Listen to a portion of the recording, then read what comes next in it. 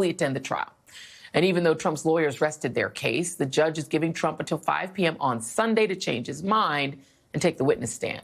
If not, closing arguments are set to begin on Monday. Joining me now is Joyce Vance, former U.S. attorney, professor at the University of Alabama Law School, and MSNBC legal analyst, and David K. Johnston, founder of DCReport.org and author of The Big Cheat, How Donald Trump Fleeced America and Enriched Himself and His Family. And David, you've been covering Trump for a long time.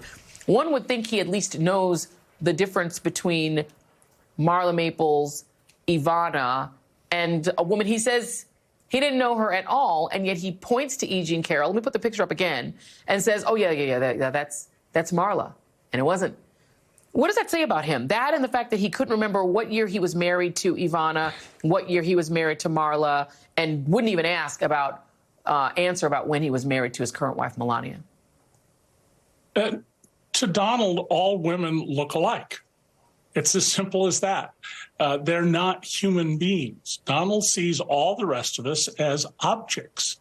And he's been this way. I've known him for 35 years. He's been that way from the beginning. And he's very strategic about people he thinks can help or hurt him as a general rule.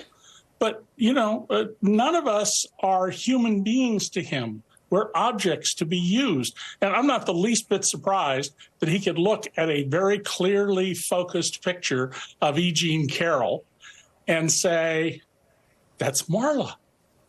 And of course, by the way, E. Jean Carroll, not at 79, but at the time this happened when she was in her early 50s, absolutely his type. So this is just how Donald operates. Donald's mind is a very simple point to it, Joy. If he says it, that makes it so. He creates his own reality. And if you don't buy it, well, fake news.